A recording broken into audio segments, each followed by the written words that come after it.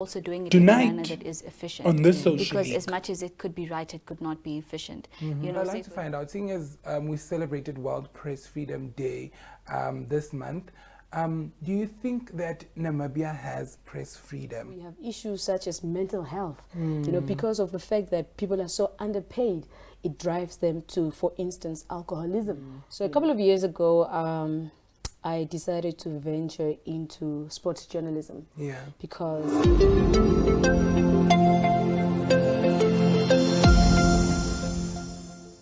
Good day, viewers. Welcome to yet another fun-filled and exciting episode of your favorite show, that is, of course, The Social League, where we discuss all matters that will concern you, that is, of course. Now, today we are talking all things journalism, and I'm, of course, Hanshu Kapofi, who will be your moderator for today's discussion. Now, for you to find out a little bit more, please stay tuned right after these.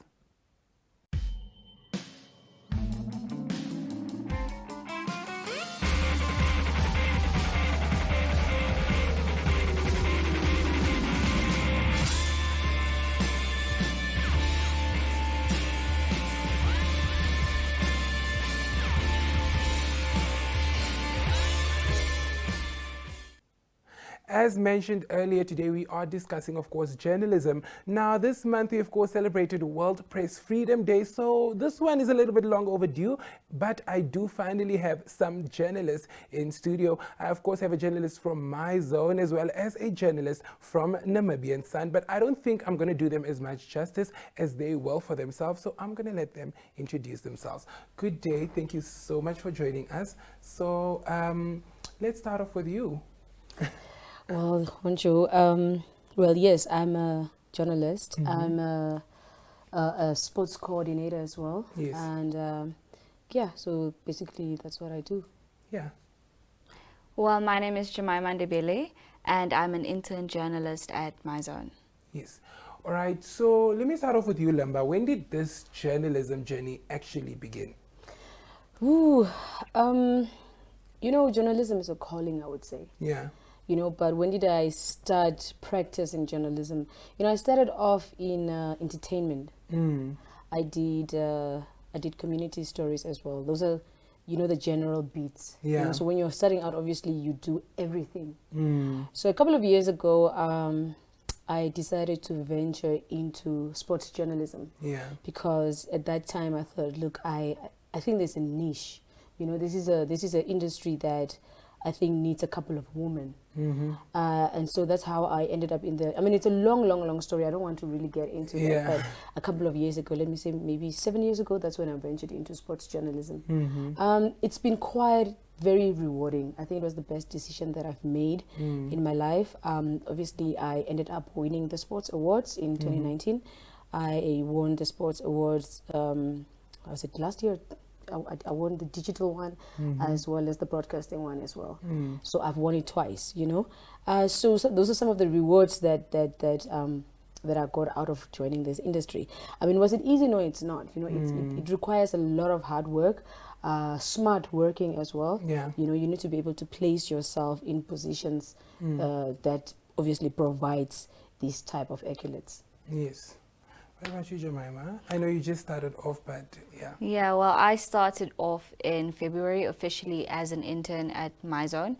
But in regards to doing journalism, I think it really sparked my interest when I was in high school already, because in grade 8, I was part of the school editorial team, and then later on worked myself up to becoming the sub-editor and then the editor of my school editorial team. And so that is how I got exposed to Namibia Media Holdings and journalism as a whole, because we would come in, because I was also part of the design team, and we would come in having to design our newspapers. And I was like, this is so interesting. I would actually want to be in this space more than just twice a year. And that's when I started going into presenting and, seeing the ropes of everything. I was like, I want to do this. And here I am, an intern journalist at my zone. Wow, amazing. I love hearing how you both started off with, you just know this is a calling, this is just something that I need to tap into. But I'd like to find out, seeing as we celebrated World Press Freedom Day this month, do you think that Namibia has press freedom? Yeah, of course. the fact that we're sitting here, that is press freedom, number Yeah. one, I would say. The fact that people can write opinion pieces about Yeah. whatever they feel like they Like, want to write about, you know. But I mean, with this type of opportunities, we need to also remember that, you know, there's a lot of responsibility that goes into it. Yeah. You know, when you're writing certain things, you need to make sure that you've done a little bit of research. And speaking about that, just recently on Saturday, we had the Nedbank Women in Media Conference. Yes. Where I'm one of the organizers and a founder as well with Jemima Bierkes. And you know, we brought together a couple of women in the industry, as well as, you know, trying to bridge that gap with the ladies that are in the corporate sector. So we brought these ladies together, you know, just to tackle some of the issues, some of the challenges that they go through in the media industry. And I think it was a very successful event, you know. Now coming back to press freedom, those are also just some of the highlights that you can give, as to say, you know, if we didn't have that press freedom, we wouldn't have these type of gatherings, you know. So true. In some countries, the moment politicians or authorities find out that there's a couple of journalists that have been gathered, you know, you already see armed forces, you know, trying to dispatch these people. So yes, we do have press freedom in Namibia. I think it can get better. You know, it can get better with the restrictions of getting certain documents and whatever not. But I must say that we do fairly enjoy press freedom. Yeah. I fully concur with what Limba just said. I think it really is a privilege being able to write and tell true Namibian stories, you know, every single day, writing for the Zone and sometimes for the Algemeine Titan. We are able to indulge and really dive deep into stories and give, and we're able to, you know, the thing of choosing an angle. You know, you have the ability to do so instead of being told, no, you're going to do this and you're going to depict the government or whoever in a particular way.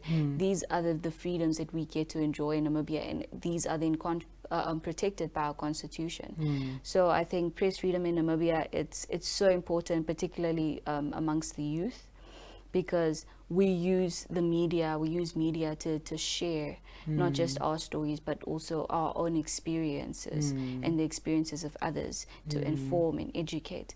So press freedom amongst the youth is so important. So I am, with every passing day, you know, working as a journalist, I am so grateful that these freedoms are then protected by the constitution. However, as Limba said, you know, the release of documents and so on, I don't really write hard news, but I do understand, because I had my own experience with writing a hard news story. It's quite difficult getting certain documents, especially from certain bodies.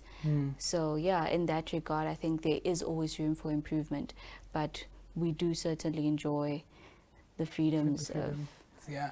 You mentioned something that was quite important, the importance of press freedom, because I think press freedom is now how everybody is able to access information, because now the president speaks in Windhoek, but that message only reaches the people in the north through the media. So that was now my follow-up question. What do you think is then the importance, other than access to information, of press freedom and the media? You know, just representing people in general. I mean, the media at the end of the day is how should I say, the watchdog, you know, the favorite word of people in the media industry, you know. So we have a responsibility to give the correct information. We have the responsibility to obviously disseminate this news in a manner that it reaches people in different mediums as well, you know. And I think we do it so well on social media, you know, because that's where a lot of young people are, and it's very easy to access and so forth. But what about the other people that are beyond or behind the youth line? Are we also using the right mediums to reach them as well? You know, so those are just some of the things, the responsibilities that we have as media people, you know, giving people the news in whatever is comfortable for them. And it's also not, and to add on to what she said, it's not just about doing it through the right mediums, but also doing it in a manner that is efficient. Because as much as it could be right, it could not be efficient. You know, say for instance, you do have a newspaper that reaches the people far north or far south, but then there's a language barrier. It wouldn't make sense. So it's also important to then think about that element of efficiency, and whether you are doing the right thing, but are you doing it in a manner that will work? Like, that's why it's so important. Like, you see, for instance, the Namibian newspaper, for example, that has the Oshivambo section that is so important, because so many people in the northern part of the country are elderly people that would also like to be informed, but unfortunately cannot read and fully understand English.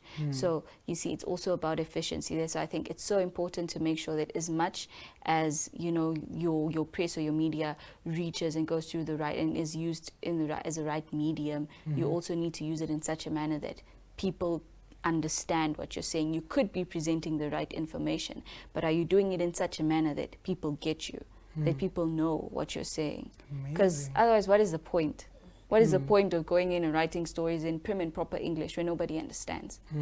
You know, so I think for me, that's also something that I've been struggling with, or that I struggled with initially when I started out in the industry, because in high school, I had English first language. So consequently, we were told you speak prim and proper English, British English all the time. And even growing up in that's my personal background, but I grew up in an English speaking home because of my Ghanaian stepfather.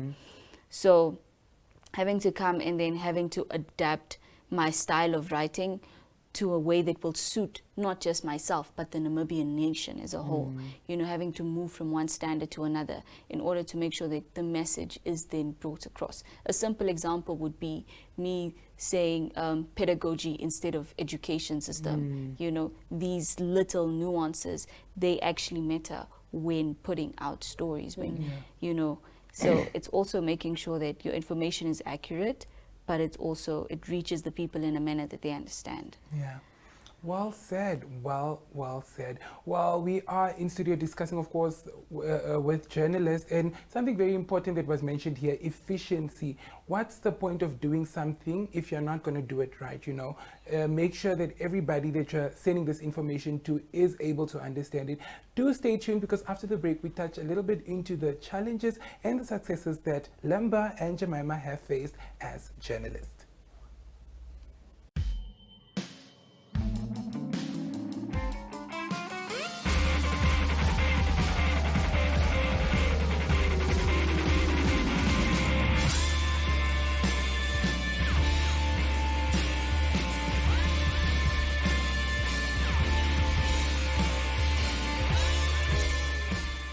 Welcome back, and if you're just joining us, you're of course watching The Social League. I'm Hansha Kapofi, and I'm joined in studio by Lamba as well as Jemima, where we are speaking about journalists. About journalism in general, seeing as this month we celebrated World Press Freedom Day, and this topic was a little bit long overdue. Before the break, we're of course talking about efficiency, how it's important to make sure that everybody gets the message that you're trying to put out, and how much journalists are the watchdog for the community. But now I want to find out from you, what are the successes and the challenges that you have faced in this industry thus far? Let me start with you, Lamba. Yeah, I mean, let me start off with the challenges. You know, it's known that journalism doesn't really pay, you know, number one. So I think one of the struggles is that when you get into the industry, you need to just remember that, you know, this is not an industry where you become rich, you know. But obviously, I think we need to also move away from that. And you know, you work, right? So you need to be able to make a decent living. You know, it doesn't help if you are a journalist, you go and cover a poverty story whilst you are also in poverty, you know. So, you know, this should be an industry, and these are some of the challenges that we really have. This should be an industry where people need to make a living, you know, a decent living. You know, this is an industry where we network with a lot of people. It doesn't matter where this person comes from, people from different backgrounds. You find people that live in shacks. You find people that are living on the street kids, and then you find the most wealthiest people. So as journalists, we find ourselves in the middle of all of this, you know. So there should be some sort of decent wages that are coming our way. Those are some of the challenges. Number two, we have issues such as mental health. You know, because of the fact that people are so underpaid, it drives them to, for instance, alcoholism. You know, a lot of times when there are events that are organized, the first thing a corporate person would say is, please do come to my event. There's going to be a lot of alcohol. Do you understand? Who told you that I wanted to drink? You know, so those are some of the challenges that we have, number two. And because of that, because of all of these frustrations that are going on, people tend to alcoholism. They become alcoholics. They can't really function at work anymore. And there's no outlet, or rather, sometimes companies do not, how should I say, they don't have programs to assist their people, you know, send this person to a psychologist, for instance. But when I speak about mental challenges also, as a journalist, sometimes we cover very, very gruesome things that are happening in this community. You find kids that are being raped, you need to be at that scene and write about it. You have gender-based violence, for instance. You find a woman that was badly beaten up that she can't even stand on her feet. Sometimes you come to a scene where somebody was murdered. So at the end of the day, after writing that story, all of these things stay with you. You don't see a psychologist, you don't see a therapist, and for 2-3 years going straight, you know, these are just things that you are just taking in. You know, so those are also some of the challenges. Now, coming back to, I mean, I can speak the whole day about challenges, but obviously at the end of the day, there are also really good things that come out of this. You know, sometimes we really write positive stories, or we broadcast really positive stories that really, really change people's lives. And as I've just mentioned now, because of the opportunities that my work has provided, I've ended up winning accolades. You understand? And those are just some of the, I suppose, the positives that come out of it. Yeah. What about you, Jemima? I think for me, the positives would really be the people that I meet. The networking is really, really a positive and an upside for me, you know, as a journalist, because not only you get the opportunity to learn so much from people, which I'm really, really big on, and you really get to grow, you know, your contact base. So in future, you could then use those contacts, which you're probably not supposed to then, you know, if you then leave the media industry, then liaise with people, do business and stuff. So that's the upside. But then again, I fully agree with Limba in regards to the wages and stuff. Even starting out, I don't have much experience with it, but I can relate somewhat to it. And another positive would be the, you know, just being able to be a diverse being, because so many times you need to be able to switch up, you know. So not only do you get to learn from other people, but you also get to learn more about yourself in doing so. So one moment you'd have to interview a child at a rugby game, and the next, you know, you'd be meeting with heads of states probably. So just being able to diversify in that element, it really teaches you so much about yourself. You know, it really also is a confidence booster, because you have no choice but to go talk to that person, to maybe even the president. You have no choice but to talk to the president, even though you feel somewhat inadequate. So it really is a confidence booster in that regard. Another challenge for me at IFS is really burnout. And that ties into mental health, because there's so much, and also, you know, your relationships struggle, your personal life struggles, because your work is just so all consuming. Like, as a journalist, you live, eat and breathe your work. So even in conversations, you find yourself talking about your work. That's why it's easier to be friends with your colleagues than it is to have friends outside of work, because there's no time to really, you know, sit down and have a coffee with friends. Otherwise, you know, if I'm going to have a sit down with you as my friend, you're going to have to give me a story. Like, really, you're gonna have to give me a story, because you're wasting my time that I could be using sourcing a story, or, you know, doing something, you know. So in that regard, my personal life has also really taken a hit or two in regards to relationships struggling, because of the time management and all of that, working late, coming in early. But nonetheless, because of the love of, you know, putting out good organic Namibian stories, and also shows as well, it feels like it's worth a hit, you know. So another positive would also just be putting out authentic stories and sharing, because I believe that narratives have the ability to change the world, and that is exactly what I get to do on a daily basis. Wow. I love to hear those successes and those positives that you guys have been mentioning here, because I think so many people don't understand that the people know because the media is putting it out. The president can speak today, have a speech, you know, but the only way that information reaches the people is through the media and the journalists writing about these different stories. And of course, the community the journalists tackling those very pressing stories in the community where the people want to know. The journalists make sure that the people know. All right, so finally, before I let you go, I'd just like to have some final comments from you. What advice would you have for someone that would love to join this industry? Because people think they'll just come and join this industry and write, but you don't only write. You will have to work with camera, you work in front of the camera, you work around the camera. You have to know a little bit of everything. So what advice do you have for them? You see, Honcho, the media landscape has changed so much. Yeah. You know, from having done print to now being flexible enough that you're now sitting in front of TV. Yeah. You know, and when I speak about broadcasting, you know, people actually study for this. You know, so now we find ourselves in a situation where you have to be very flexible. You know, so if there's a call for you to be a print journalist, you jump into that. And then if there's a call for you to be in broadcasting right now, you need to shoot a video and edit it and all of that stuff. Yeah. You know, you need to be able to do that. And also now then you find the social media aspect of all of that. So you need to be able to do that as well. Now, back in the day, you had somebody that was specifically just a print journalist or specifically just a sports journalist. And then you had somebody that was just in front of TV. But now you are like an all-rounder. You know what I mean? And at NMH, that is basically what we do. You know, at the end of the day, it's a positive for you because you learn new skills. You know, so if there's somebody watching and they feel like they want to be in media, those are just some of the things to look at. You know, that you might not just be one-dimensional, you know.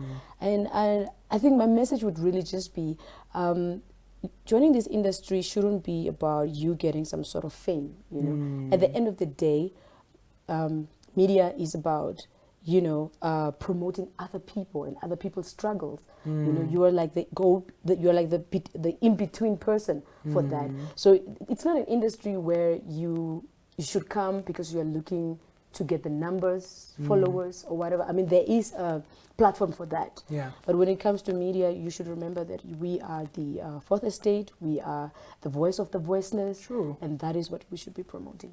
Yeah. What about you, Jemima? I think something I'd really like to tell anybody that, or any prospective journalist for that matter, is when you come in, before you even come into the industry, it's so important that you have a primary support system that will understand that, you know, it gets difficult, it gets hectic. Yeah. You know, people that can really be there for you, even if it's just your one psychologist. Because for me, that has really kept me going. Just being able to go to one person and say, look, this is overwhelming, this is hectic. You know, that person listens and sometimes or sometimes not gives you advice and you keep it going.